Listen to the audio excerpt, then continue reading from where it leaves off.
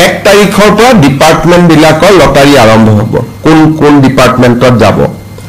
In the mean time প্ৰাথমিক শিক্ষকৰ result এটা দিব বাকি আছে গতিকে অক্টোবৰৰ ভিতৰত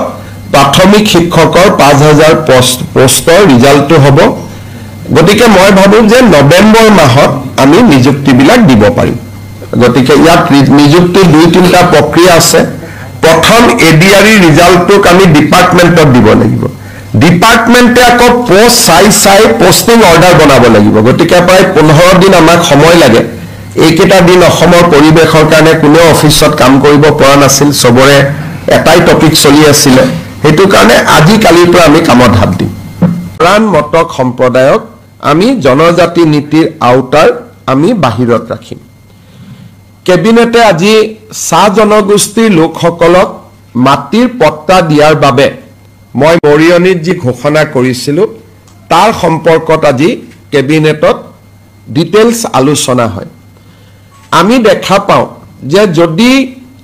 অসমৰ ল্যান্ড সিলিং একখন আমি এমেন্ড কৰো তেতিয়াহ'লে আমি 2,90,000 বিঘা মাটি 2,90,000 বিঘা মাটি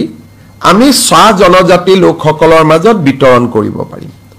আৰু কিমানে মাটি পাব প্ৰায় 4 লাখৰ ওচৰ চাহ জনজাতি পৰিয়ালে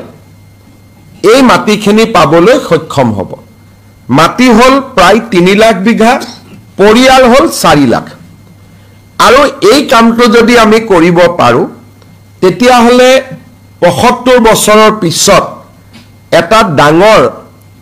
ল্যান্ড নীতিৰ ওপৰত এটা ডাঙৰ পৰিৱৰ্তন আনি আমি এটা সামাজিক লক্ষ্যত উপনীত হ'ব পাৰিম কেবিনেটে আজি আমাৰ প্ৰস্তাৱক ইন প্ৰিন্সিপল অনুমোদন দিয়ে 25 তাৰিখে জিলা উপায়ুক্ত আৰু বিধায়কসকলৰ লগত আমি মিটিং কৰিম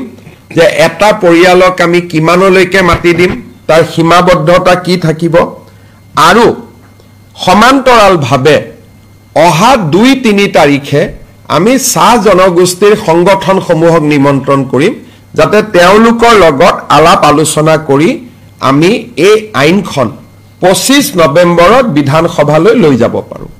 তাৰমানে আপোনালোকে ইয়াৰ সোশিয়েল ভ্যালুটো উপলব্ধি কৰিব পাৰিব গুটে অসমত চাহ বাগিচাৰ লাইনত মাটি আছে প্ৰায় 2,90,000 বিঘা পৰিয়াল আছে প্ৰায় 4 লাখ যদি এই কামটো কৰিব পৰা যায় যত নেকি আজি কেবিনেটে অনুমোদন দিছে যদি আমি কৰিব পাৰো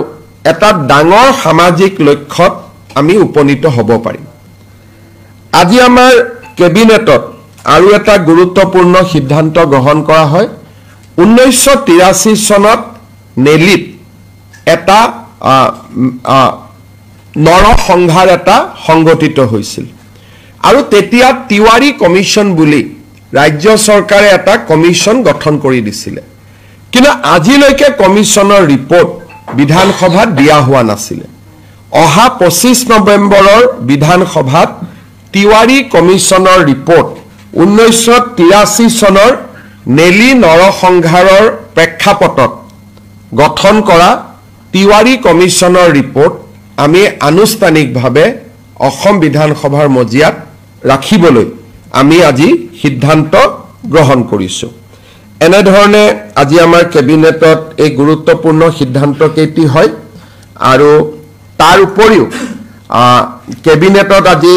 জুবিন গাৰ্গৰ সমাধিক লৈও বা জুবিন ক্ষেত্ৰক লৈও এটা অনানুষ্ঠানিক আলোচনা হৈছিল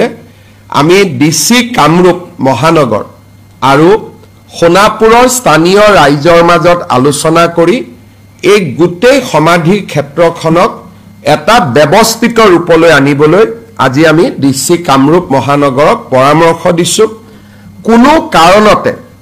এই জুবিন ক্ষেত্ৰত মদ খোৱা মানুহ বা মদ সেৱন কৰাৰ কোনো ব্যৱস্থা যাতে হ'ব নোৱাৰে তাৰ বাবে আমি কঠোৰ পদক্ষেপ লবলৈ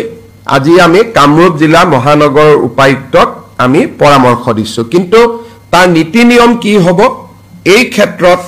সোণাপুৰৰ স্থানীয় ৰাইজ কামৰূপ জিলাৰ উপায়ুক্ত বা আয়ুক্ত তেখেতসকলে আলোচনা কৰি ইয়াৰ ডিটেইল সিদ্ধান্ত ল'ব আমি মাত্ৰ অন প্ৰিন্সিপল কৈছো যে জুবিন গাৰ্গক যাতে যিকোনো কাৰণতে মদৰ লগত তেখেতৰ যাতে ইমেজ 100 বছৰ পিছত নতুন প্ৰজন্মৰ মাজত এজন গায়ক হিচাপে আমি ৰাখিব পাৰো, সংগীতজ্ঞ হিচাপে ৰাখিব পাৰো, সাংস্কৃতিক সম্পদ হিচাপে ৰাখিব পাৰো, জাতিৰ সম্পদ হিচাপে ৰাখিব পাৰো। 100 বছৰ পিছত যাতে কোনো এজন ডেকা লৰাই নতুন প্ৰজন্মই ক'ব নোৱাৰে যে মদৰ লগত জুবিন গাৰ্গৰ সম্পৰ্ক কি আছিল। কাৰণ ই সঁচাও নহয়, তেওঁ 24 ঘণ্টা মদ খাই কেতিয়াও থকা নাছিল। এইটো এটা ভুল ধাৰণা এটা এছাম লোকে গৈ